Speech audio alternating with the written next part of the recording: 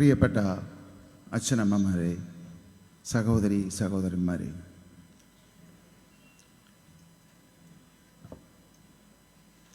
ഒരു മാസം മുമ്പ് പൂതൃക്ക പഞ്ചായത്തിൻ്റെ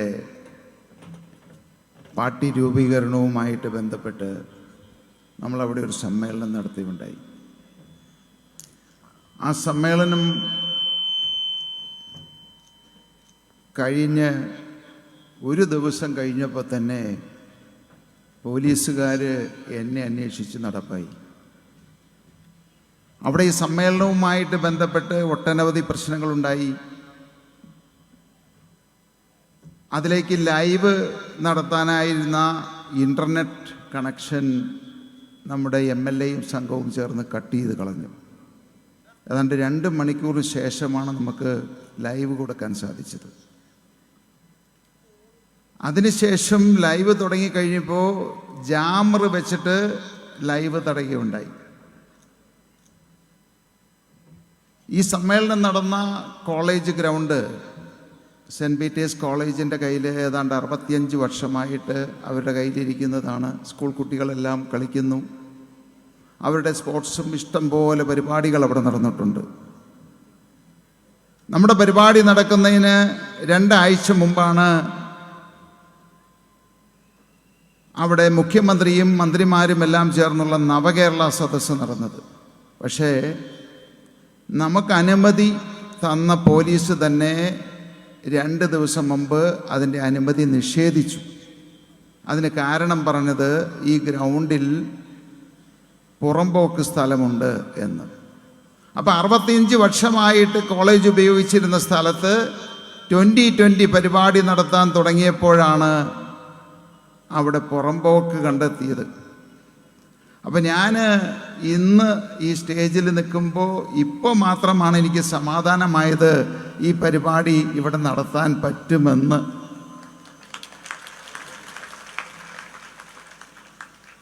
പ്രിയപ്പെട്ടവരെ, ഞാൻ ഈ കഴിഞ്ഞ ഒരാഴ്ചയായിട്ട് സ്ഥിരമായിട്ട് പോലീസ് സ്റ്റേഷനിലായിരുന്നു. പുത്തൻകുരിശ് പോലീസ് വിളിക്കും, കുന്നത്തുനാട് പോലീസ് വിളിക്കും, എന്നെ ചോദ്യം ചെയ്യാൻ വിളിക്കുന്നതാണ്. നിങ്ങളെല്ലാവരും കൂടി തിരഞ്ഞെടുത്തയച്ച ഒരു MLA ചെയ്യുന്ന ദ്രോഹമാണ് എന്നോട്. എൻ്റെ പേരിൽ എത്ര ക്രിമിനൽ കേസുകളുണ്ടെന്ന് എനിക്ക് തന്നെ അറിയില്ല. പോലീസ് വന്ന് അന്വേഷണം നടത്തും, ചിലപ്പോൾ എന്നെ അറസ്റ്റ് ചെയ്യാം.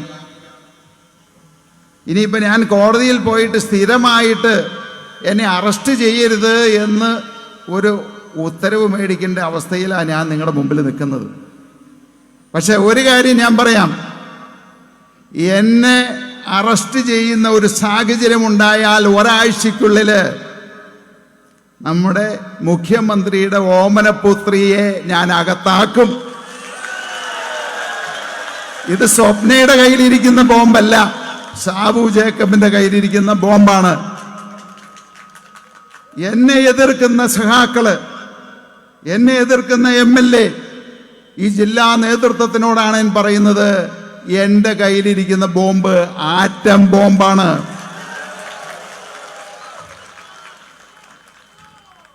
ഞാൻ ഈ പൂതൃക്ക സമ്മേളനം കഴിഞ്ഞ് ഒരാഴ്ച കഴിഞ്ഞപ്പോൾ ഞാൻ കേൾക്കുന്നു, സാബു ജേക്കബിൻ്റെ ആസ്ഥാനത്തേക്ക്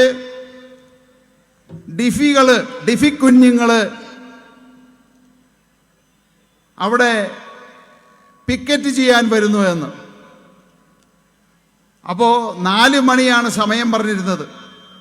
എൻ്റെ ആസ്ഥാനം എന്ന് പറയുന്നത് നിങ്ങളെല്ലാം വന്നിട്ടുണ്ടാവും, എനിക്ക് ഒരാസ്ഥാനമേ ഉള്ളൂ. 3:30 4 മണിയായി. കാരണം ഒരു 10 വർഷം മുമ്പായിരുന്നെങ്കിൽ എല്ലാ ദിവസവും കമ്മ്യൂണിസ്റ്റുകാരും കോൺഗ്രസ്സുകാരും SDPIക്കാരും എല്ലാം തുടർച്ചയായിട്ട് ഈ ആസ്ഥാനത്തേക്ക് വന്നുകൊണ്ടിരുന്നതുകൊണ്ട് കുറേ കാലമായിട്ട് അത് കാണാൻ പറ്റുന്നില്ലോ എന്ന് വിചാരിച്ചിരിക്കുമ്പോഴാണ് ഡിഫിക്കാര സന്തോഷ വാർത്തയുമായിട്ട് വരുന്നത്. അങ്ങനെ 4 മണിയായി, 5 മണിയായി, കാണുന്നില്ല. 5:30 മണിയായി, കാണുന്നില്ല. അപ്പം ഞാൻ അന്വേഷിച്ചപ്പോൾ പറയുന്നു, ആസ്ഥാനത്തേക്കല്ല വരുന്നത്, എൻ്റെ വീട്ടിലേക്കാണ് വരുന്നത് എന്ന്. ഞാൻ അവിടെ നിന്ന് ഉടനെ കാറെടുത്ത് വീട്ടിലേക്ക് പാഞ്ഞു. കാരണം ഇനി ചിലപ്പോൾ കാണാൻ പറ്റിയില്ലെങ്കിലോ. കുറേ കാലമായി ഇത് കണ്ടിട്ട്. അപ്പോൾ അങ്ങനെ വീട്ടിലെത്തി കഴിഞ്ഞപ്പോൾ എൻ്റെ മകളെ ഓടി വന്നിട്ട് പറഞ്ഞു, അപ്പയെ തോളിലേറ്റിക്കൊണ്ട് കുറേ ചേട്ടന്മാർ പോകുന്ന കണ്ടു എന്ന്. അതെന്താ? അപ്പം ഞാൻ ചോദിച്ചു, അല്ല, അപ്പയുടെ ഫോട്ടോ എടുത്ത് മുഖത്ത് വെച്ചിട്ട് 3-4 ചേട്ടന്മാർ കിഴക്കമ്പലത്ത് കൂടി നടക്കുന്നുണ്ട് എന്ന്. അപ്പം ഞാൻ പറഞ്ഞു, അങ്ങനെയാ മോളെ, എന്നോട് ചിലർക്ക് സ്നേഹം കൂടുമ്പോൾ അവരെന്നെ തോളിലേറ്റിക്കൊണ്ടേ നടക്കും. ഇനി കുറച്ച് കഴിയുമ്പോൾ അവരിന്നോട് വരും അപ്പയെ ചുവന്നുകൊണ്ട്. ഇവിടെ വന്നു കഴിഞ്ഞിട്ട് അപ്പയെ അവിടെ ഇടും, ചവിട്ടും, കത്തിക്കും. മോക്ക് കാണണം. രണ്ടുപേർക്ക് ഉത്സാഹമായി, കാരണം അവർ കണ്ടിട്ടില്ല. അപ്പോ അങ്ങനെ ഞാൻ വീട്ടിൽ കാത്തിരിക്കുക. 6 മണിയായി, 6:30 കാണുന്നില്ല. അപ്പൊ കേൾക്കുന്നു പുറപ്പെട്ടിട്ടുണ്ട് എന്ന്. കാണാനുള്ള ആകാംക്ഷ കൊണ്ട് കുട്ടികളും ഞങ്ങളും ഭാര്യയും എല്ലാവരും കൂടി പുറത്തിറങ്ങിയിരിക്കുക. അപ്പൊ കേൾക്കുന്നു അവർ ഇടയ്ക്ക് വെച്ച് നിർത്തി, അവിടെ വെച്ച് തന്നെ കത്തിക്കാൻ തീരുമാനിച്ചു എന്ന്. കുട്ടികൾക്ക് നിരാശയായി. ഞാൻ പറഞ്ഞു, സാരമില്ല, അടുത്ത സമ്മേളനം നടക്കുന്നുണ്ട്, മിക്കവാറും അടുത്ത ആഴ്ച വരും. അപ്പോൾ അതുകൊണ്ട് നിങ്ങൾ നിരാശപ്പെടണ്ട എന്ന് പറഞ്ഞു. അപ്പോൾ അങ്ങനെ അവര് അന്നാലിമരത്തിൻ്റെ മുമ്പിൽ വന്നു കഴിഞ്ഞപ്പോൾ അവിടെ നിന്ന് അങ്ങോട്ടൊന്നും പോയില്ല, അവിടെ വെച്ച് കത്തിക്കാൻ തീരുമാനിച്ചു. എന്നിട്ട് വിളിച്ചു പറഞ്ഞു, സാബു ജേക്കബിനെ കത്തിക്കും, പച്ചയ്ക്ക് കത്തിക്കും എന്ന്. നിങ്ങൾ പലരും കണ്ടിട്ടുണ്ടാവും. ഇവരൊക്കെ മടിയന്മാരായിപ്പോയി. ഒരു 5 മിനിറ്റ് കൂടി നടന്ന് എൻ്റെ വീട്ടിലെത്താം. ഇത്ര ചെറുപ്പത്തിലെ മടിയന്മാരായ ഇങ്ങനെ. പഴയ ഡിഫിക്കാർക്കൊക്കെ ആ ഒരു ഊർജം ഉണ്ടായിരുന്നു. അവരവിടെ വന്നപ്പോൾ നിർത്തിക്കളഞ്ഞു എന്നുള്ളതാണ്. അപ്പൊ ഇനിയെങ്കിലും ഇവിടേക്ക് ഒന്ന് പതുങ്ങി നിന്ന് കേൾക്കുന്ന ഡിഫിക്കാരായിക്കോട്ടെ, കമ്മ്യൂണിസ്റ്റുകാരായിക്കോട്ടെ, അന്തം കമ്മികളായിക്കോട്ടെ, നിങ്ങൾ ദയവ് ചെയ്ത് ആഴ്ചയിൽ ഒരിക്കലെങ്കിലും എൻ്റെ വീട്ടിലേക്ക് ഇതുപോലെയുള്ള പ്രകടനമായിട്ട് വരണം. അങ്ങനെ ചെയ്യണം. കാരണം ഇതൊരു ബഹുമതിയാണ്. ഇന്ന് ഇന്ത്യയിൽ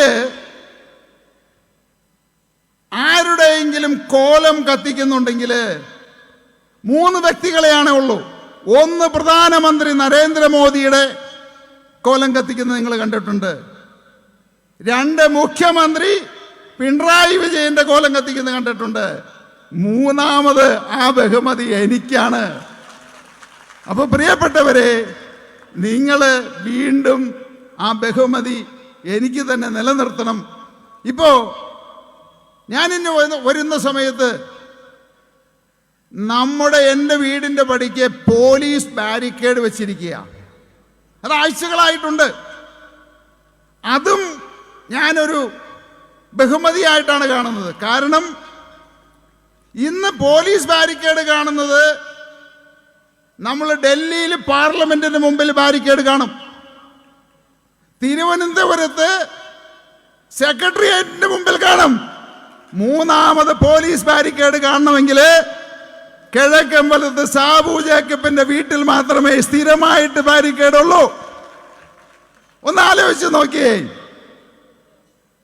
പൂത്രക്ക 1 മണിക്കൂർ ഞാൻ പ്രസംഗിച്ചപ്പോഴേക്കും എറണാകുളം ജില്ലയിലെ അന്തം കമ്മികളെല്ലാം ഇങ്ങനെ വിറച്ചു എന്നുള്ളതാണ്. ഇരിക്കപ്പെടുകയില്ല.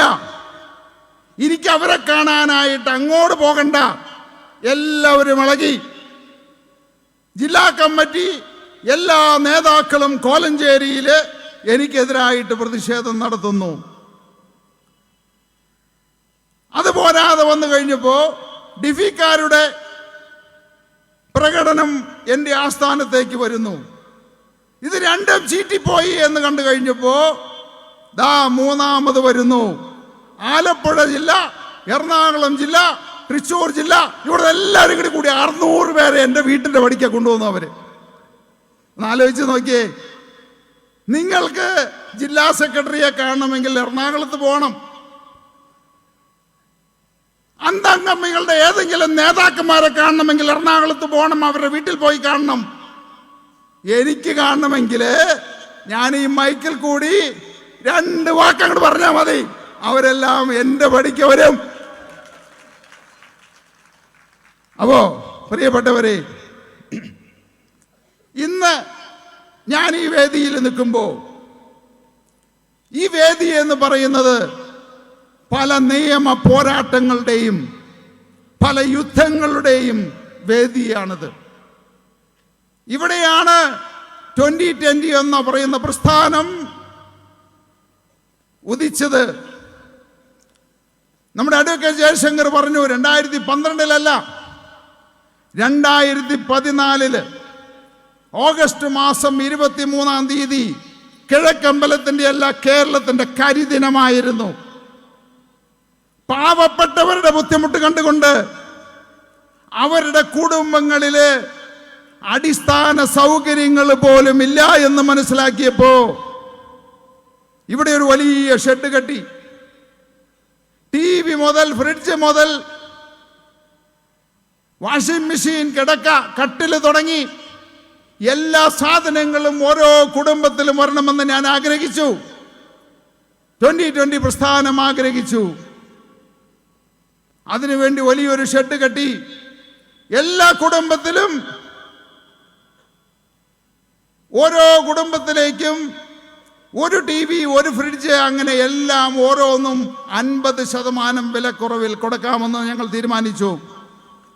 പക്ഷേ അതിൻ്റെ ഉദ്ഘാടനം നടക്കുന്ന 23 ഉദ്ഘാടനം 4 മണിക്ക് നടന്നു. ഇവിടുത്തെ രാഷ്ട്രീയക്കാർ 1 മണിക്കൂറിനുള്ളിൽ, കോൺഗ്രസ്സുകാരും കമ്മ്യൂണിസ്റ്റുകാരും SDPIക്കാരും എല്ലാവരും കൂടി പോലീസ് സന്നാഹത്തോടെ വന്ന് അത് സീൽ ചെയ്തു.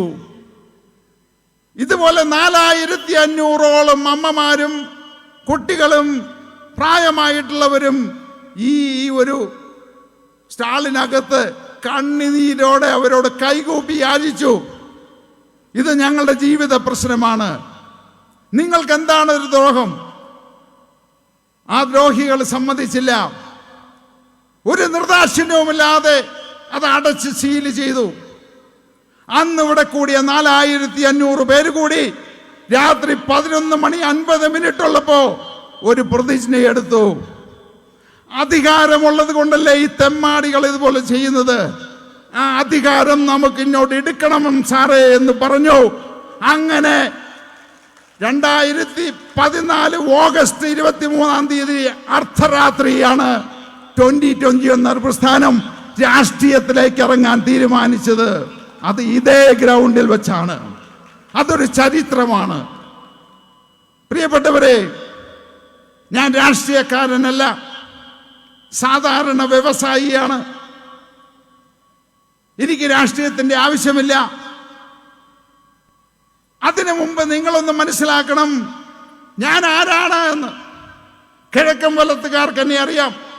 പക്ഷേ ഇവിടെ വന്നിരിക്കുന്ന മറ്റ് പഞ്ചായത്തുകൾ, കേരളത്തിന്റെ വിവിധ ഭാഗങ്ങളിൽ നിന്ന് വന്നിരിക്കുന്ന ആളുകൾ അറിയണം എൻ്റെ അച്ഛൻ ആരാണ്, എൻ്റെ അമ്മ ആരാണ്, അവരുടെ അച്ഛൻ ആരാണ്, അവരുടെ അമ്മ ആരാണ്. അതിനുശേഷം ഞാൻ പറയാൻ പോകുന്ന കാര്യങ്ങൾ എന്താണ്. നിങ്ങൾ കണ്ടു കാണും, ഇതാണ് എൻ്റെ അച്ഛൻ, ഇതാണ് എൻ്റെ അമ്മ. 4 കുട്ടികളിൽ 3-മത്തെയാണ് ഞാൻ. 2-മത്തെ ആള് എൻ്റെ സഹോദരൻ ബോബി ഇവിടെ ഇരിക്കുന്നുണ്ട്. ഈ ഒരു പിതാവിൻ്റെ ഏറ്റവും വലിയ ആഗ്രഹമായിരുന്നു ഇവിടെ വ്യവസായങ്ങൾ വളരുമ്പോ, നമ്മുടെ വ്യവസായങ്ങൾ വളരുമ്പോ ഈ നാടും വളരണം. ഇദ്ദേഹത്തിന്റെ പിതാവുണ്ട്, സാധാരണക്കാരനായുള്ള ഒരു കൃഷിക്കാരൻ. അവര് ചെയ്ത പുണ്യകർമ്മങ്ങള് ആലോചിച്ചാൽ ഞാൻ ഇന്ന് ചെയ്യുന്നതെല്ലാം ഒന്നുമല്ല. പട്ടിണി കിടന്ന് ഭക്ഷണം കഴിക്കാതെ വരുന്നവർക്ക് ദാനം കൊടുത്തവരാണ് അവര്. അന്ന് സോഷ്യൽ മീഡിയ ഇല്ല, ആരും അതിന് പബ്ലിസിറ്റി കൊടുക്കുന്നില്ല. അങ്ങനെ 3 തലമുറകളായിട്ട് തുടങ്ങി വെച്ച ദൗത്യമാണത്. അതായത് നമ്മൾ 3 നേരം ഭക്ഷണം കഴിക്കുമ്പോ നമ്മുടെ ചുറ്റുപാടുള്ളവരും 3 നേരം ഭക്ഷണം കഴിക്കുന്നുണ്ടെന്ന് ഉറപ്പുവരുത്തണം എന്നുപദേശിച്ച ഈ അച്ഛന്റെ മകനാണ് നിങ്ങളുടെ മുമ്പിൽ നിൽക്കുന്നത്. പ്രിയപ്പെട്ടവരെ, നിങ്ങൾക്കറിയാം, കഴിഞ്ഞ 2 ആഴ്ചക്കാലം മുമ്പ് ഇവിടുത്തെ മാധ്യമങ്ങളും ഇവിടുത്തെ അന്തം കമ്മികളും കൊങ്ങികളും എല്ലാം കൂടി എന്നെ ഒരു കമ്മ്യൂണിസ്റ്റുകാരനാക്കി. കാരണം എന്താ? ഞാൻ എൻ്റെ സ്ഥാപനത്തിൽ നിന്ന് 30 ലക്ഷം രൂപ CPM പാർട്ടിക്ക് സംഭാവന കൊടുത്തു എന്നുള്ളത്. അപ്പൊ എല്ലാവരും വിചാരിച്ചു, ഒരാൾ എനിക്കൊരു മെസ്സേജ് അയക്കുകയാണ്, ഡോണ്ട് ഫൂൾ ദി പീപ്പിൾ, നിങ്ങൾ ജനങ്ങളെ വഞ്ചിക്കരുത്, അവരെ വിഡ്ഢികളാക്കരുത് എന്ന്. ഇപ്പൊ 2 ദിവസമായി, ഇന്നലെ മുതൽ നിങ്ങൾ വേറൊരു വാർത്ത കണ്ടു. ഇവിടുത്തെ മാധ്യമങ്ങൾ, ചില ചാനലുകൾ എന്നെ സംഖ്യയാക്കി, ഇനി നാളെ കൊങ്ങിയാക്കും. അപ്പോ പ്രിയപ്പെട്ടവരെ, നിങ്ങളൊരു കാര്യം മനസ്സിലാക്കണം. രാഷ്ട്രീയത്തിലേക്ക് എൻ്റെ അച്ഛനെയും അമ്മയെയും കൊണ്ടുവരേണ്ട കാര്യമില്ല. കുടുംബകാര്യങ്ങളല്ല ഇവിടെ സംസാരിക്കേണ്ടത്. പക്ഷെ നിങ്ങൾ അറിയണം, ആ പിതാവിനെയും ആ മാതാവിനെയും അറിയണം. ആരാണ് നിങ്ങളുടെ മുമ്പിൽ നിൽക്കുന്നത്? എനിക്ക് BJPയുടെ സീറ്റ് കിട്ടുന്നതിനോ CPMന്റെ സീറ്റ് കിട്ടുന്നതിനോ കോൺഗ്രസിന്റെ സീറ്റ് കിട്ടുന്നതിനോ യാതൊരു ബുദ്ധിമുട്ടുമില്ല. 2021 തിരഞ്ഞെടുപ്പ് സമയത്ത് കോൺഗ്രസിന്റെ മുതിർന്ന നേതാക്കന്മാര് ഉമ്മൻചാണ്ടി, VD സതീശൻ, രമേശ് ചെന്നിത്തല, ഇവർ 3 പേരാണ് എൻ്റെ വീട്ടിൽ വന്നത്. രാത്രി 10 മണി മുതൽ രാവിലെ 2 മണി വരെ ഇരുന്ന് ചർച്ച ചെയ്തു. എനിക്ക് 3 സീറ്റ്, അവസാനം 5 സീറ്റ് വരെ ഓഫർ ചെയ്തു. എനിക്ക് മന്ത്രിയാവണം, MLA ആവണമെങ്കിൽ അന്ന് എൻ്റെ തലയാട്ടിക്കഴിഞ്ഞാൽ എനിക്ക് MLA ആവാം, മന്ത്രിയാവാം.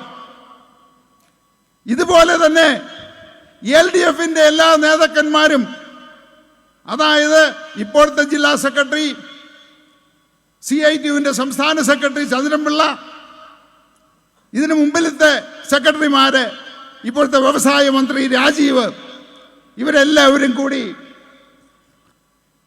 5 തവണയാണ് രാത്രി തലയിൽ മൂടി എൻ്റെ വീട്ടിൽ വന്ന് പതങ്ങി വന്ന് എന്നോട് ചർച്ച ചെയ്തത്. ഇല്ല എന്ന് അവർ പറയട്ടെ, വീഡിയോ ദൃശ്യങ്ങൾ ഞാൻ കാണിക്കാം.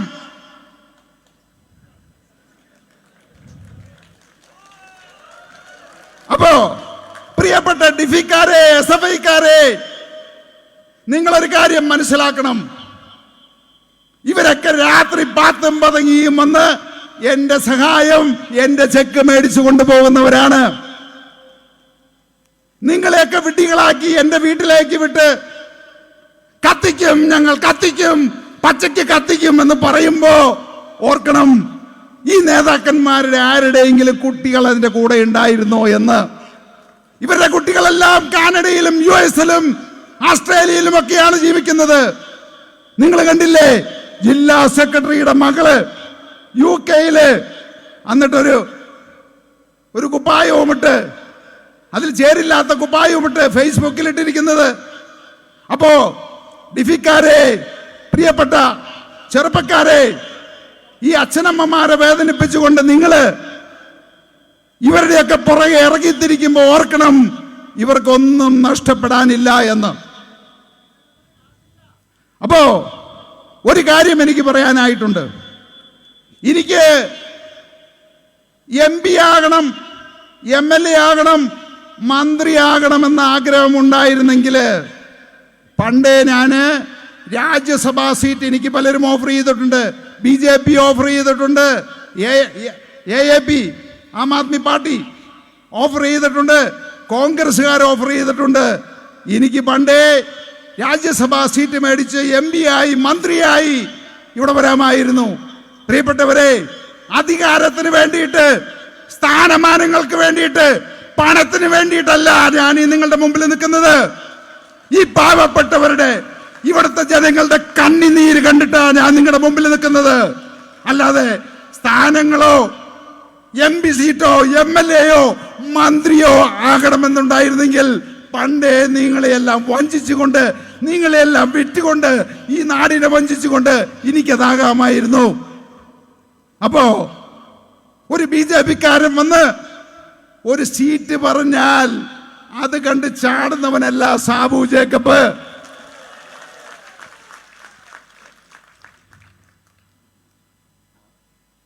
ഇന്നലെ രാവിലെ ഒരു ചാനലിൽ കാണുകയാണ്, സാബു ജേക്കബ് BJP സ്ഥാനാർത്ഥി എറണാകുളത്ത് നിന്ന് മത്സരിക്കും. എന്നെ ചിലർ വിളിച്ചു. അങ്ങനെയാണോ? ഞാൻ അറിയില്ലല്ലോ, ചോദിച്ചിട്ട് പറയാം. കുറച്ച് കഴിഞ്ഞപ്പോ കാണുന്നു സുരേന്ദ്രൻ, BJP-യുടെ പ്രസിഡന്റ് സുരേന്ദ്രൻ സാബു ജേക്കബുമായിട്ട് ചർച്ച ചെയ്തു, ലിസ്റ്റുമായിട്ട് ഡൽഹിക്ക് പോയിരിക്കുകയാണ്. ഈ സുരേന്ദ്രനെ ഞാൻ ജീവിതത്തിൽ ഇതുവരെ കണ്ടിട്ടില്ല. ഈ സുരേന്ദ്രൻ ആയിട്ട് ഞാൻ ഇതുവരെ ഫോണിൽ പോലും സംസാരിച്ചിട്ടില്ല. പക്ഷെ ചാനലുകാര് BJP-യുടെ എറണാകുളം സ്ഥാനാർത്ഥിയായി എന്നെ മാറ്റി. കാരണമുണ്ട്.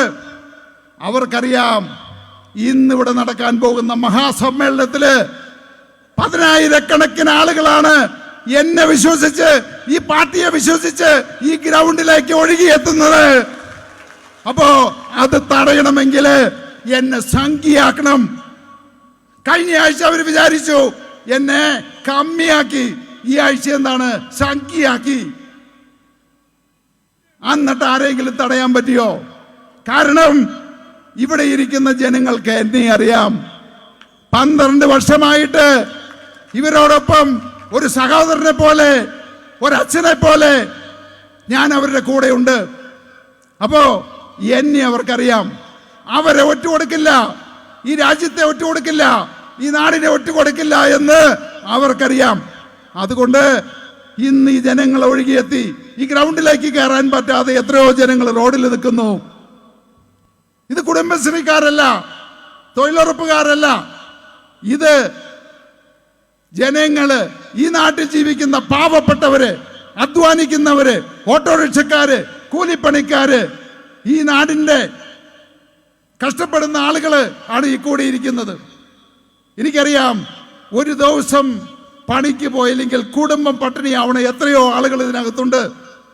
ആ സങ്കടത്തിലും ബുദ്ധിമുട്ടിലും പ്രയാസത്തിലും ഞാൻ വിളിച്ച ഈ 2020 പ്രസ്ഥാനം വിളിച്ച മീറ്റിംഗിലേക്ക് വന്ന നിങ്ങളോട് എന്നും ഞാൻ കടപ്പെട്ടവനായിരിക്കുന്നു. ആ നന്ദി ഈ കുടുംബത്തിനുണ്ടായിരിക്കും.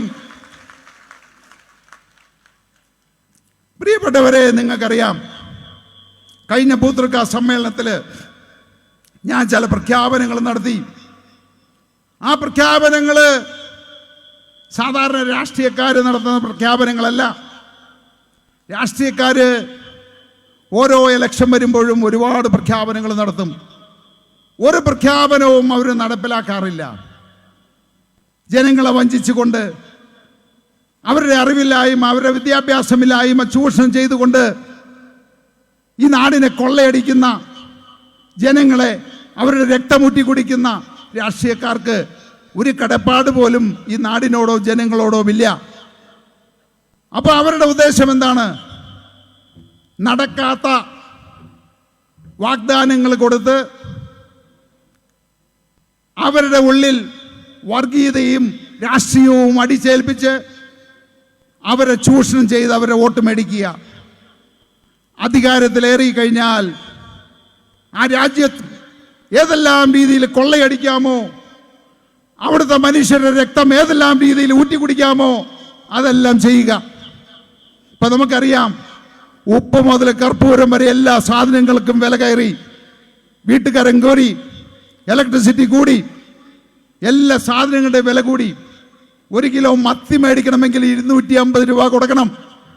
ആ സാഹചര്യത്തിലേക്ക് വന്നു. വില കുതിച്ച് കയറുന്നു. ഒരു കുടുംബത്തിനും ജീവിക്കാൻ സാധിക്കുന്നില്ല. പക്ഷേ 2020 ഒരു കാര്യം ജനങ്ങളോടൊന്ന് പ്രഖ്യാപിച്ചു. ഇന്ന് 50,000 കുടുംബങ്ങൾക്ക് വിലക്കയറ്റമില്ലാതെ ഭക്ഷ്യസാധനങ്ങൾ 50% വരെ വിലക്കുറവിൽ സുഭിക്ഷമായിട്ട് ജീവിക്കാനായിട്ടുള്ള സാഹചര്യം 2020 ഒരുക്കി. നിങ്ങൾ ഈ അധികാരം ഞങ്ങളെ ഏൽപ്പിക്കൂ, 2020 ഏൽപ്പിക്കൂ. ഏൽപ്പിച്ചു കഴിഞ്ഞാൽ ഈ കേരളത്തില് 3.5 കോടി ജനങ്ങൾക്ക് ഈ ഭക്ഷ്യസുരക്ഷ എല്ലാ പഞ്ചായത്തിലും ഇതുപോലെയുള്ള ഒരു സ്റ്റാള് നമുക്ക് സ്ഥാപിക്കാൻ സാധിക്കും. അതുപോലെ തന്നെ നമുക്കറിയാം, ഇന്ന് മനുഷ്യർ ഏറ്റവും കൂടുതൽ ബുദ്ധിമുട്ടുന്നത് മരുന്നിന് വേണ്ടിയിട്ടാണ്. ഓരോ കുടുംബങ്ങളും 2,000, 3,000, 4,000 രൂപയാണ് മരുന്നിന് ചെലവാക്കുന്നത്. കാരണം നമ്മുടെ രാഷ്ട്രീയക്കാർ മാറി മാറി ഭരിച്ച് നമ്മളെ എല്ലാവരെയും രോഗികളാക്കിയിരിക്കുന്നു. ഈ മരുന്ന് കമ്പനികൾ ഭീമമായ തുകയാണ് രാഷ്ട്രീയക്കാർക്ക് കൊടുത്തുകൊണ്ടിരിക്കുന്നത്. അപ്പോ അവരുടെ ലക്ഷ്യം വളരെ വ്യക്തമാണ്. പ്രിയപ്പെട്ടവരെ, ആ സാഹചര്യം മാറണം.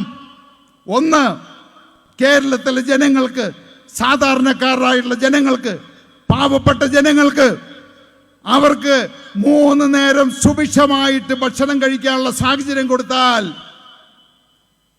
അവർക്ക് മരുന്നിൻ്റെ ആവശ്യം കുറയും. ഇനി മരുന്ന് ഏതെങ്കിലും കാരണവശാൽ വേണ്ടി വന്നാൽ തന്നെയും അതിൻ്റെയും വില 50% കുറയ്ക്കുമെന്ന് ഞാൻ പ്രഖ്യാപിച്ചിരുന്നു. പ്രിയപ്പെട്ടവരെ, ഏത് രാഷ്ട്രീയ പാർട്ടിക്കാര് വോട്ട് ചോദിച്ചു വരുന്ന രാഷ്ട്രീയക്കാരുടെ മുഖത്ത് നോക്കി നിങ്ങൾ ചോദിക്കണം, നിത്യോപക സാധനങ്ങളുടെ വില നിങ്ങൾക്ക് 50% കുറയ്ക്കാൻ പറ്റുമോ? ഞങ്ങൾ വോട്ട് ചെയ്യാം. നിങ്ങൾ വോട്ട് ചെയ്തോ? മരുന്നിന്റെ വില 50% കുറയ്ക്കാൻ സാധിക്കുമോ? നിങ്ങൾ ചോദിക്കണം. അവര് പറയാണ് സാധിക്കുമെന്ന് പറഞ്ഞാൽ നിങ്ങൾക്ക് വിശ്വാസമുണ്ടെങ്കിൽ വോട്ട് ചെയ്യാം. ഇന്ന് എറണാകുളം ജില്ല നേരിടുന്ന ഏറ്റവും വലിയൊരു പ്രശ്നമാണ് മുല്ലപ്പെരിയാർ. നമ്മൾ എന്ത് സമ്പാദിച്ചു, എന്ത് നേടിയിട്ടും കാര്യമില്ല. ഏതെങ്കിലും ഒരു ദിവസം മുല്ലപ്പെരിയാറിന് എന്തെങ്കിലും സംഭവിച്ചു കഴിഞ്ഞാൽ ഈ ഇരിക്കുന്നതിൽ എത്ര പേര് ബാക്കി ഉണ്ടാകും? നമ്മുടെ കുടുംബങ്ങൾ ഏതെങ്കിലും ബാക്കി ഉണ്ടാകുമോ? 6 ജില്ലകളിലെ 96 ലക്ഷം ജനങ്ങള് 1 മണിക്കൂർ കൊണ്ട് ഈ ഭൂമിയിൽ നിന്ന് നാമാവശേഷമാകുന്ന അവസ്ഥയിലേക്ക് പോകും. എന്തുകൊണ്ട്? നമ്മളെ ഭരിക്കുന്നവർ അതിനൊരു പരിഹാരം കണ്ടില്ല. പ്രിയപ്പെട്ടവരെ, 2020 അധികാരത്തിലേപ്പിക്ക് മുല്ലപ്പെരിയാർ ഡാം, പുതിയൊരു ഡാം പണിത് നമുക്കെല്ലാം സുരക്ഷിതമായിട്ട് ജീവിക്കാവുന്ന ഒരു സാഹചര്യത്തിലേക്ക് 2020 കൊണ്ടുവരും. അതുപോലെ പല പ്രഖ്യാപനങ്ങളും നടത്തി. മലയോര പ്രദേശങ്ങളിൽ, വയനാട്ടിൽ നമുക്കറിയാം, ഒരാഴ്ച കൊണ്ട് 2 പേരെയാണ് ആന കുത്തിക്കൊന്നത്. എന്നിട്ടോ അവിടെ റീത്ത് വെക്കാൻ പോയി നമ്മുടെ മന്ത്രിമാര്. അവർക്കിത് തടയാൻ സാധിക്കില്ല. വയനാട്ടിൽ മാത്രമല്ല, കേരളത്തിന്റെ കാസർഗോഡ് മുതൽ കന്യാകുമാരി വരെ വന്യമൃഗങ്ങളുടെ ആക്രമണമുണ്ട്. എത്രയോ ആയിരക്കണക്കിന് ആളുകൾ വന്യമൃഗങ്ങളുടെ ആക്രമണം കൊണ്ട് മരണപ്പെടുന്നു. എത്രയോ കുടുംബങ്ങൾ അവർക്ക് കൃഷി ചെയ്ത് ജീവിക്കാൻ പറ്റാത്ത സാഹചര്യത്തിൽ ആത്മഹത്യ ചെയ്യുന്നു. കാരണം വന്യമൃഗങ്ങളുടെ ശല്യം കൊണ്ട് കൃഷി ചെയ്യാൻ സാധിക്കുന്നില്ല. എന്തുകൊണ്ട്? നമ്മളെ ഭരിക്കുന്നവർക്ക് തടയാൻ സാധിക്കുന്നില്ല. 2020 വരട്ടെ. 300ഓളം കിലോമീറ്ററുകൾ ഫെൻസിങ് നിർമ്മിച്ച് ഒരാനയും ആരെയും കൊല്ലില്ല. 2020 അധികാരത്തിൽ വന്നു കഴിഞ്ഞാൽ തീരദേശ പ്രദേശങ്ങളിൽ കടൽ കയ്യേറ്റം 250 കിലോമീറ്റർ ഉണ്ട്. മഴ തുടങ്ങിക്കഴിഞ്ഞാൽ എല്ലാവരും എല്ലാം കയ്യിൽ കിട്ടിയത് കൊണ്ട് പലായനം ചെയ്യുകയാണ്. എന്തുകൊണ്ട് രാഷ്ട്രീയക്കാർക്ക് പരിഹാരമുണ്ടാക്കാൻ സാധിച്ചില്ല? അവർ പരിഹാരമുണ്ടാക്കില്ല. അവിടെയും 2020 പറഞ്ഞു, 2020 അധികാരത്തിലേറ്റ് 250 കിലോമീറ്റർ കടൽ ഭിത്തി നിർമ്മിച്ച് നിങ്ങൾക്കെല്ലാം സമാധാനമായിട്ട് സുരക്ഷിതമായിട്ട് കിടക്കാനായിട്ടുള്ള സാഹചര്യം ഉണ്ടാക്കി തരാം എന്ന്. ഇനി ഇതിനേക്കാൾ എല്ലാം ഉപരിയായിട്ട് എല്ലാ കാര്യങ്ങളും ഞാൻ പറയുന്നില്ല, വയ്യ സമയം കൊണ്ട്. ഇന്ന് 21 മന്ത്രിമാര് നിങ്ങളുടെയും എൻ്റെയും പാവപ്പെട്ടവരുടെ നികുതി പണം കൊണ്ട് അമേരിക്കയിലും ലണ്ടനിലും ജപ്പാനിലും കൊറിയയിലുമെല്ലാം ചുറ്റിയടിച്ച് അവര് എത്രമാത്രം സുഖിക്കുന്നുണ്ട് എന്ന് അറിയാവുന്ന, ഏറ്റവും അടുത്തറിയാവുന്ന വ്യക്തിയാണ് ഞാൻ. അപ്പൊ നിങ്ങൾ വിചാരിക്കും അതെന്താണ് എന്ന്. അതായത് ഇവർ ഇന്ത്യ വിട്ടു പോകുമ്പോഴെല്ലാം ഞാനും അവരുടെ കൂടെ പോയി. അങ്ങനെ ഒരു പാപം ഞാൻ ചെയ്തിട്ടുണ്ട്. പിണറായി വിജയൻ കഴിഞ്ഞ 5 വർഷക്കാലം ഭരിക്കുമ്പോൾ ഞാനില്ലാതെ ഇന്ത്യ വിട്ടു പോയിട്ടില്ല. അതുകൊണ്ട് തന്നെ അദ്ദേഹത്തിൻ്റെ എല്ലാ പരിപാടിയും എനിക്കറിയാം. അദ്ദേഹം മയോ ക്ലിനിക്കിൽ 32 ദിവസം കിടന്നപ്പോൾ ഒരു പുത്രനെ പോലെ അദ്ദേഹത്തിൻ്റെ സമീപത്തിരുന്ന് മൂത്രമൊഴിപ്പിക്കാനും അവിടുന്ന് തിരിച്ചു കൊണ്ടുപോയി കിടത്താനും ഒക്കെ കൂടെ ഉണ്ടായിരുന്ന ആളാണ് ഞാൻ. പക്ഷേ ആ മനസാക്ഷി അങ്ങ് അദ്ദേഹം കാണിച്ചില്ല എന്നോട്. എന്നെ ഒരു പട്ടിയെ പോലെ വളഞ്ഞിട്ട് ആക്രമിച്ചു. ഇവിടുത്തെ MLA-യും ജില്ലാ നേതൃത്വവും വ്യവസായ മന്ത്രിയും എല്ലാം ചേർന്ന് വളഞ്ഞിട്ട് ആക്രമിച്ചപ്പോ അദ്ദേഹം അതെല്ലാം കണ്ട് അവിടെ നിന്ന് വീഴണമെങ്കിൽ വീഴട്ടെ എന്ന് വിചാരിച്ച് അവിടെ ഇരുന്നു. എനിക്കന്ന് അദ്ദേഹത്തിനെതിരെ തിരിയാമായിരുന്നു, തിരിഞ്ഞില്ല.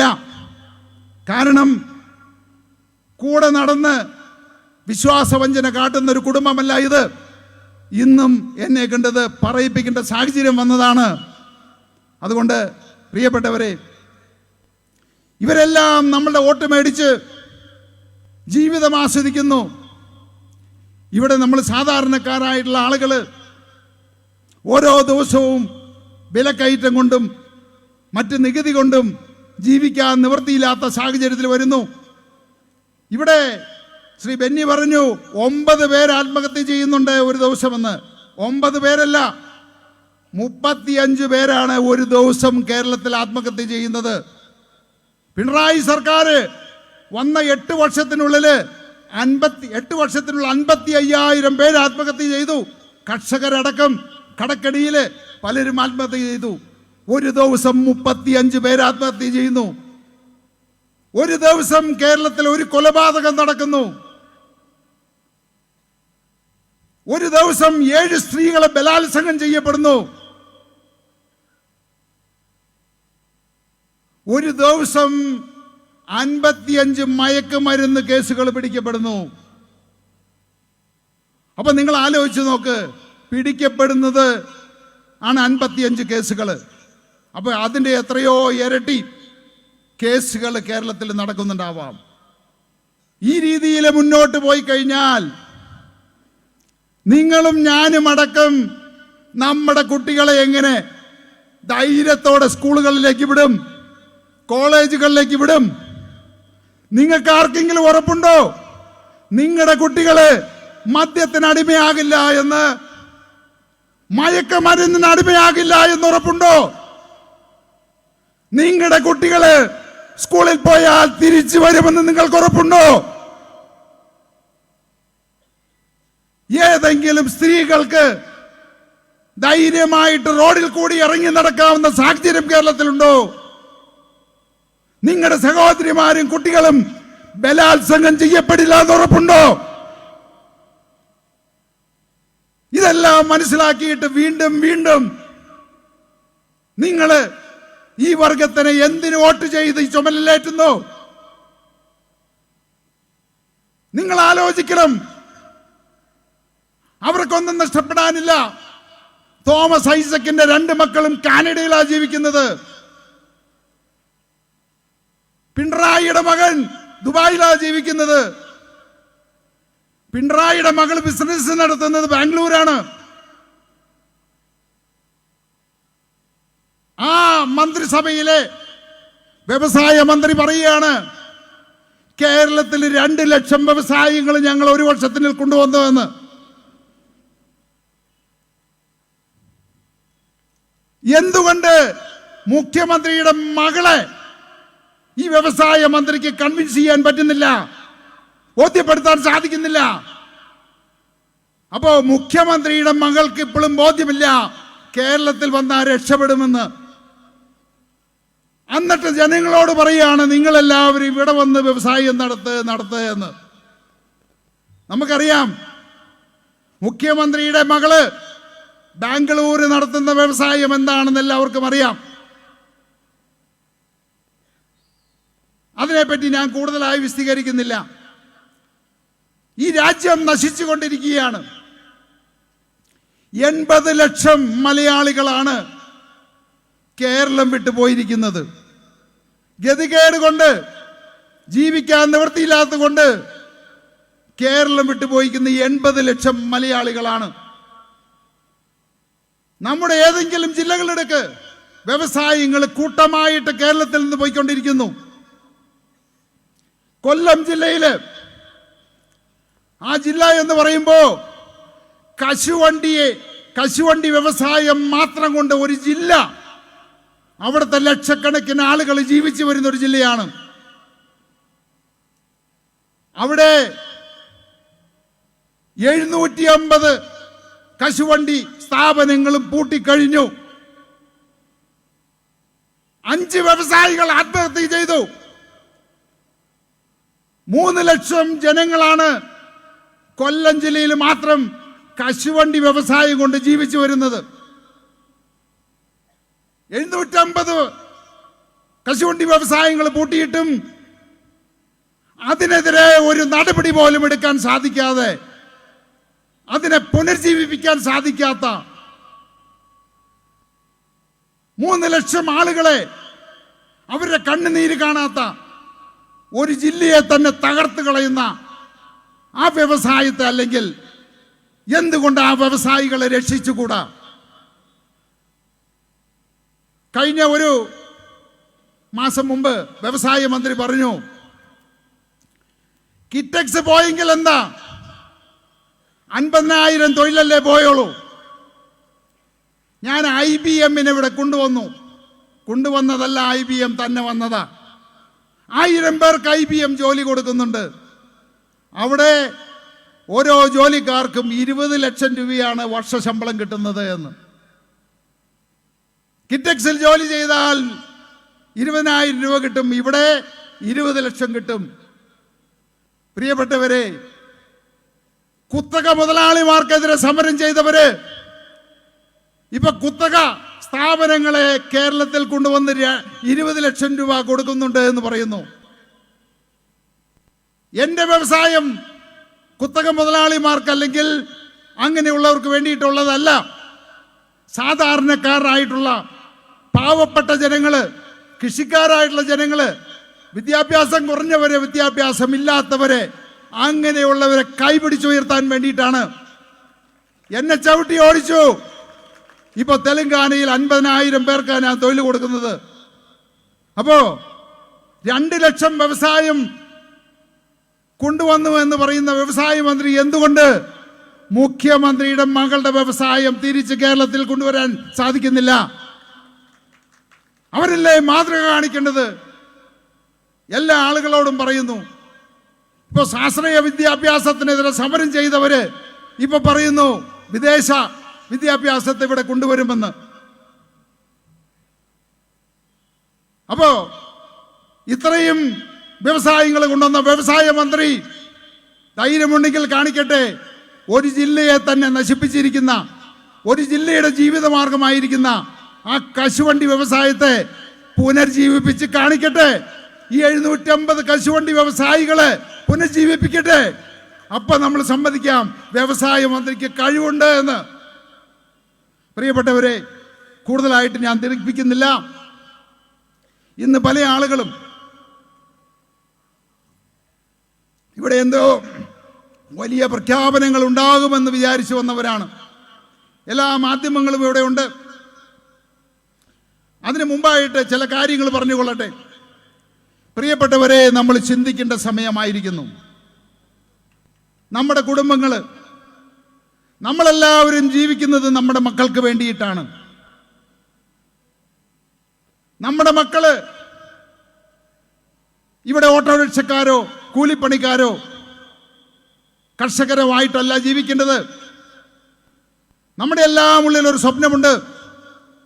നമുക്ക് ഈ ഭൂമിയിൽ സന്തോഷമായിട്ട് ജീവിക്കാൻ സാധിച്ചില്ലെങ്കിലും, എത്ര കഷ്ടപ്പെട്ടിട്ടാണെങ്കിലും, സ്ഥലം പണയം വെച്ചിട്ടാണെങ്കിലും,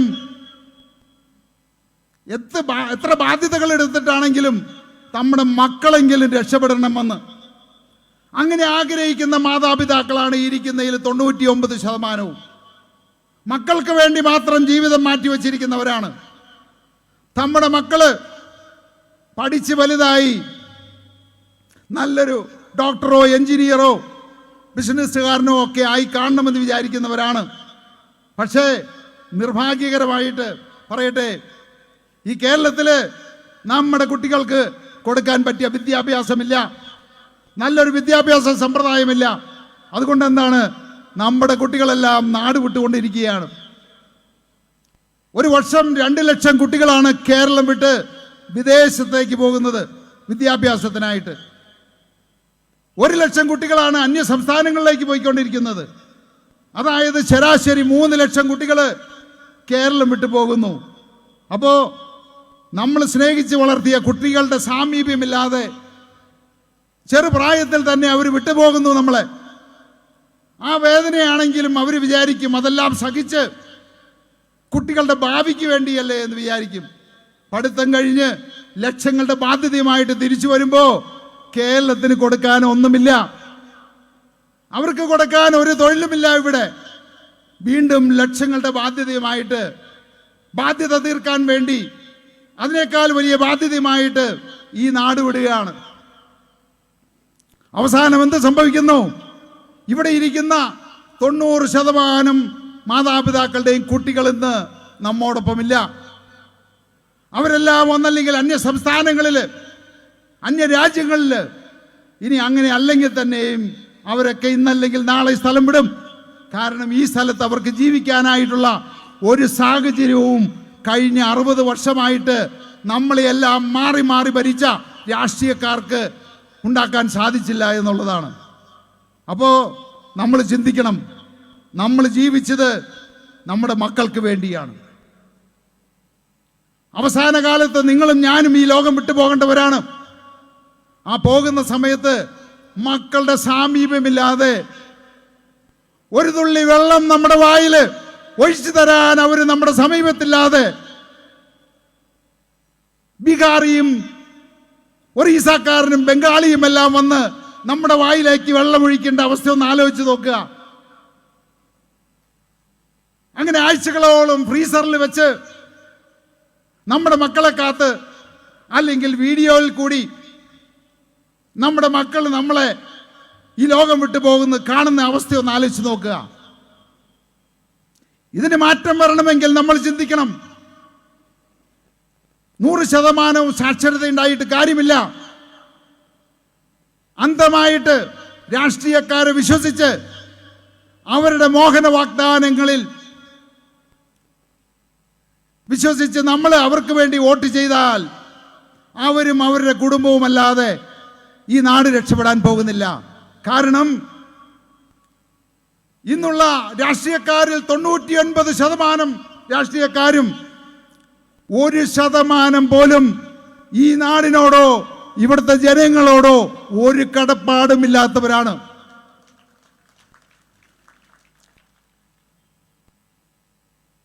ശ്രീ ബെന്നി പറഞ്ഞു, എനിക്കും എൻ്റെ കുടുംബത്തിനും 20 തലമുറയല്ല 200 തലമുറ ജീവിക്കാനായിട്ടുള്ളത് എൻ്റെ പിതാക്കന്മാരുണ്ടാക്കി വെച്ചിട്ടുണ്ട്.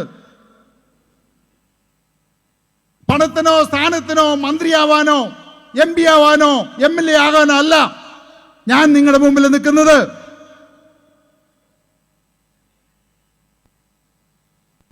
പന്ത്രണ്ട് വർഷം മുമ്പ് ഈ കിഴക്കമ്പലം പ്രദേശത്തെ എല്ലാ വീടുകൾ തോറും ഞാൻ കയറി ഇറങ്ങിയിട്ടുണ്ട്. ഒരു വീട്ടിൽ ചെല്ലുമ്പോ 80 വയസ്സായിട്ടുള്ള ഒരു അമ്മച്ചി ഇറങ്ങി വരികയാണ്. അവർക്ക് നടക്കാൻ സാധിക്കുന്നില്ല, നിരങ്ങിയാണ് വരുന്നത്. അവരോട് ചോദിച്ചപ്പോ അമ്മച്ചി പറയുകയാണ്, അമ്മേ എന്താണെന്ന് കഴിച്ചത് എന്ന് ചോദിച്ചപ്പോ ഒരു കലത്തില് കലമെടുത്തിട്ട് കൊണ്ടുവന്നു. അതിൽ അങ്ങേയറ്റം വന്നു കഴിഞ്ഞാൽ ഒരു 8-10 ചോറ് കിടക്കുന്നുണ്ട്. ഒരാഴ്ച മുമ്പ് ആരോ 1 കിലോ അരി കൊടുത്തു. ഈ അമ്മയ്ക്ക് മന്ദബുദ്ധിയായിട്ടുള്ള ഒരു മകനുണ്ട്. ഈ അമ്മയും മകനും മാത്രമാണ് അവിടെ ജീവിക്കുന്നത്. ഒരാഴ്ച മുമ്പ് 1 കിലോ കിട്ടിയ അരി തിളപ്പിച്ച് 7 ദിവസമായിട്ട് അമ്മയും മകനും ജീവിക്കുകയാണ്, ഉപ്പ് പോലും ഇടാതെ. പ്രിയപ്പെട്ടവരെ, 60 വർഷം ഭരിച്ചവര് നമുക്ക് നേടിത്തന്നത് ഇതാണ്.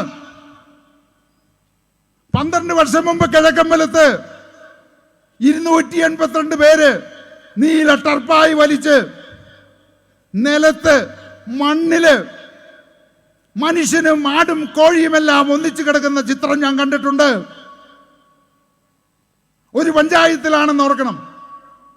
അപ്പോ നമ്മുടെ കേരളത്തില് എത്രയോ ജനങ്ങള് എവിടെ നിന്നെല്ലാം ആളുകൾ വിളിക്കുന്നു സഹായത്തിന് വേണ്ടിയിട്ട്. അപ്പൊ പ്രിയപ്പെട്ടവരെ, നമ്മൾ ചിന്തിക്കണം. നമുക്ക് രക്ഷപ്പെടണമെന്നുണ്ടെങ്കിൽ കേരളത്തിൽ ഒരേ ഒരു വഴിയേ ഉള്ളൂ. നിങ്ങൾ LDF-നോ UDF-നോ NDA-ക്കോ വോട്ട് ചെയ്താൽ കേരളം രക്ഷപ്പെടില്ല, ഒരിക്കലും രക്ഷപ്പെടില്ല. നമ്മുടെ കുടുംബങ്ങൾ രക്ഷപ്പെടില്ല. മാറി ചിന്തിക്കണം. 2020-ക്ക് മാത്രമേ കേരളത്തെ രക്ഷിക്കാൻ സാധിക്കൂ.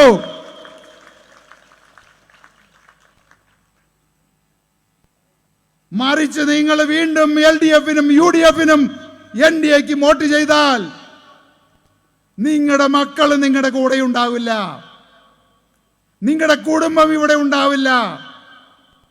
ഈ രാജ്യം വിട്ടു പോകേണ്ടി വരും. നിങ്ങൾ പട്ടിണി കിടന്ന് മരിക്കേണ്ടതായിട്ട് വരും. അപ്പോ വൈകിട്ടില്ല, ഇനിയും ചിന്തിക്കണം.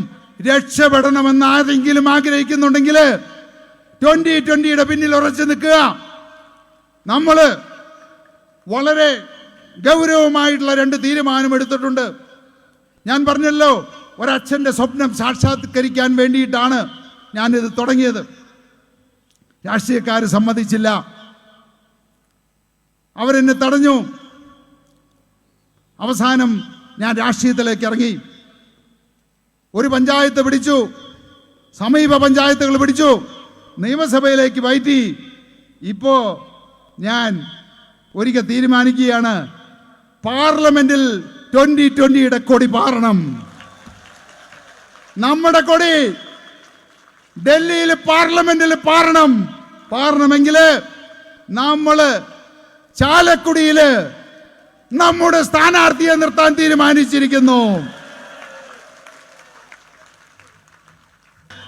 നമ്മള് ഡൽഹിയിൽ പോകാൻ തീരുമാനിച്ച സ്ഥിതിക്ക് ഒരാളായിട്ട് പോകുന്നത് ശരിയല്ല, അദ്ദേഹത്തിന് ഒരു കൂട്ട് വേണം. അപ്പോ എറണാകുളം ലോകസഭ കൂടി നമ്മൾ മത്സരിക്കാൻ തീരുമാനിച്ചിരിക്കുകയാണ്.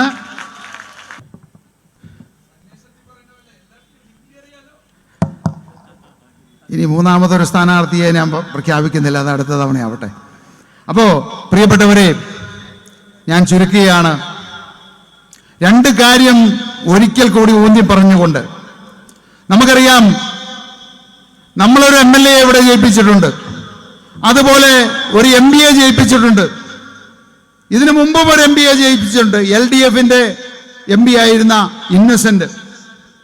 ഇപ്പോ ബെന്നി ബെഹനാൻ, കോൺഗ്രസിന്റെ MP. ഇവിടെ ഇരിക്കുന്ന ഓരോരുത്തരും ആലോചിച്ച് നോക്കുക. ഈ MPയെ നിങ്ങൾ കണ്ടിരിക്കുന്നത് ഒന്നല്ലെങ്കിൽ കല്യാണ വീട്ടില്, അല്ലെങ്കിൽ ഏതെങ്കിലും കല്ലിടിയിൽ ചടങ്ങിൽ മാത്രമായിരിക്കും. ഒരു MP കഴിഞ്ഞ 10 വർഷക്കാലമായിട്ട് ഇന്നസെന്റ് ആയിക്കോട്ടെ, ബെന്നി ബെഹനാൻ ആയിക്കോട്ടെ, 10 വർഷം ഭരിച്ച് അവര് നടപ്പിലാക്കിയത് നമ്മുടെ പഞ്ചായത്തുകളിൽ അവിടെയും ഇവിടെയുമായിട്ട് ഓരോ ഹൈമാസ്റ്റുകളാണ്. അവരുടെ പേര് മാറ്റേണ്ടതായിട്ടിരിക്കുന്നു. MP അല്ല, ഹൈമാസ്റ്റ്. ഹൈമാസ്റ്റിന് വേണ്ടിയിട്ടാണ് ഡൽഹിയിലേക്ക് പോകുന്നത്.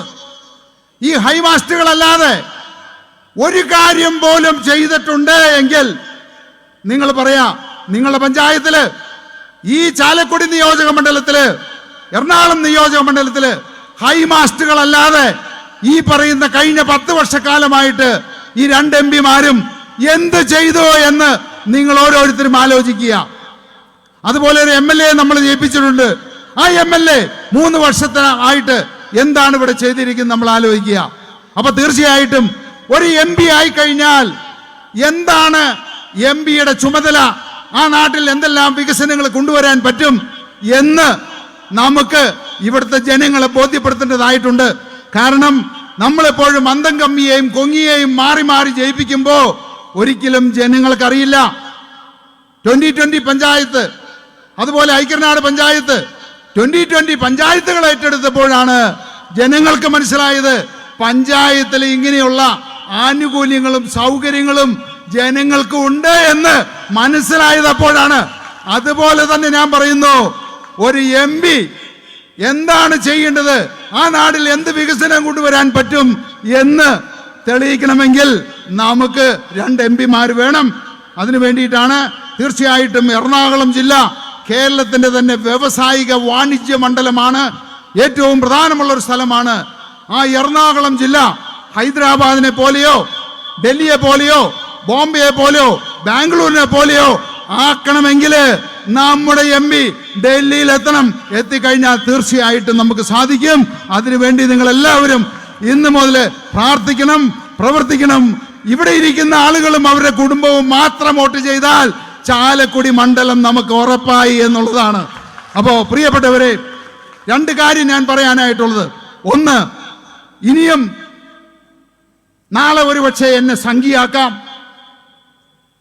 കമ്മിയാക്കാം, കൊങ്ങിയാക്കാം, ഇനി വേറെ എന്തൊക്കെയാണെന്ന് എനിക്കറിയില്ല. ഞാൻ അതുകൊണ്ടാണ് എൻ്റെ അച്ഛനമ്മമാരാരാണ്, അവരുടെ അച്ഛനമ്മമാരാരാണ് എന്ന് ഇവിടെ നിന്ന് ഞാൻ നിങ്ങളെ കാണിച്ചു തന്നത്. പ്രിയപ്പെട്ടവരെ, അങ്ങനെ പാവപ്പെട്ടവനെ ഒറ്റിക്കൊടുത്തുകൊണ്ട്, ജനങ്ങളെ വഞ്ചിച്ചുകൊണ്ട്, വാഗ്ദാനങ്ങൾ നൽകിക്കൊണ്ട് പറ്റിക്കുന്ന ആളല്ല സാബു ജേക്കബ്. എന്റെ തലമുറകള് 3 തലമുറയായിട്ട് ഒരു ജനങ്ങളെയും മനസ്സുകൊണ്ടോ പ്രവൃത്തി കൊണ്ടോ ഞങ്ങൾ വഞ്ചിച്ചിട്ടില്ല. ഇനിയൊട്ട് ചതിക്കുകയുമില്ല, ഇനിയൊട്ട് ചെയ്യുമില്ല. അത് തന്നെയായിരിക്കും എൻ്റെ അടുത്ത തലമുറയും, ഇത് തന്നെ തുടരും. അതുകൊണ്ട് നിങ്ങൾക്ക് 100% എന്നെ വിശ്വസിക്കാം. പിന്നെ ചിലർ പറയുന്നുണ്ട് ഇത് ക്രിസ്ത്യാനികളുടെ പാർട്ടിയാണെന്ന്. ഇത് ക്രിസ്ത്യാനികളുടെ പാർട്ടിയല്ല, ഇത് ഹിന്ദുക്കളുടെ പാർട്ടിയല്ല, ഇത് മുസ്ലിങ്ങളുടെ പാർട്ടിയല്ല, ഇത് പാവപ്പെട്ട മനുഷ്യരുടെ പാർട്ടിയാണ്. ഒരു പാർട്ടിക്ക് മാത്രമാണ്, ഒരു നേതാവിന് മാത്രമാണ് തന്റെ ഇടത്തോടെ ഇതുപോലെ നിന്ന് പറയാൻ സാധിക്കുകയുള്ളൂ. അതുകൊണ്ട് ഞാൻ സംഘിയല്ല, ഞാൻ അന്തം കമ്മിയല്ല, ഞാൻ കൊങ്ങിയല്ല, ഒരിക്കലും അങ്ങനെ ആവില്ല എന്ന് നിങ്ങൾക്ക് ഉറപ്പ് നൽകുന്നു. ഞാൻ ക്രിസ്ത്യാനികളുടെ പാർട്ടിയല്ല, 2020 ക്രിസ്ത്യാനികളുടെ പാർട്ടിയല്ല, ഹിന്ദുക്കളുടെ പാർട്ടിയല്ല, മുസ്ലിങ്ങളുടെ പാർട്ടിയല്ല, പാവപ്പെട്ട മനുഷ്യരുടെ പാർട്ടിയാണെന്ന് ഒരിക്കൽ കൂടി പറഞ്ഞുകൊണ്ട് നിർത്തുന്നു. ഇന്ന് ഈ വേദിയിൽ വന്ന് ഈ സദസ്സിനെ അനുഗ്രഹിച്ച എല്ലാവർക്കും സ്നേഹത്തിന്റെ ഭാഷയിൽ ഒരിക്കൽ കൂടി തീരാത്ത നന്ദി പറഞ്ഞുകൊണ്ട് നിർത്തുന്നു. വീണ്ടും കാണാം. നന്ദി, നന്ദി. ഒരു കാര്യം പറയാൻ വിട്ടുപോയി.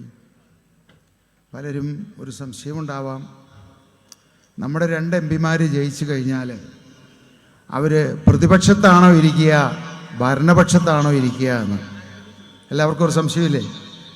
ഈ 2 പക്ഷത്തുമായിരിക്കില്ല. നമ്മുടെ MP-മാർ ജനപക്ഷത്തായിരിക്കും, ജനങ്ങളോടൊപ്പമായിരിക്കും ഇരിക്കുന്നത്. ഭരണപക്ഷത്തുമായിരിക്കില്ല, പ്രതിപക്ഷത്തുമായിരിക്കില്ല. പിന്നെ ഒരു കാര്യം കൂടി, ഈ 2 MP-മാർ നിങ്ങൾ ജയിപ്പിച്ചാൽ കേരളം രക്ഷപ്പെടാനായിട്ടുള്ള സിഗ്നലാണ്. ഈ 2 MP-മാർ ജയിച്ചാൽ 2026 നടക്കുന്ന നിയമസഭാ തെരഞ്ഞെടുപ്പിൽ 2020 ആയിരിക്കും കേരളം ഭരിക്കുക. അപ്പോ അങ്ങനെ നമുക്ക് ഈ കേരളത്തിന്, നമ്മുടെ കുടുംബങ്ങൾക്ക് രക്ഷപ്പെടാനായിട്ടുള്ള അവസാനത്തെ അവസരമാണത്. അതുകൊണ്ട് ഒരു വോട്ട് പോലും പാഴാകരുത്. എല്ലാവരും ഇതിന്റെ പിന്നിൽ അണിനിരന്ന് പ്രവർത്തിക്കുക, ഒത്തൊരുമിച്ച് പ്രവർത്തിക്കുക. 2 MP-മാരെ നമ്മൾ വിജയിപ്പിക്കുക. 2026 കേരളം 2020 ഭരിക്കണം എന്നുള്ള വിശ്വാസത്തോടെ, പ്രാർത്ഥനയോടെ എല്ലാവരും മുന്നോട്ട് പോവുക.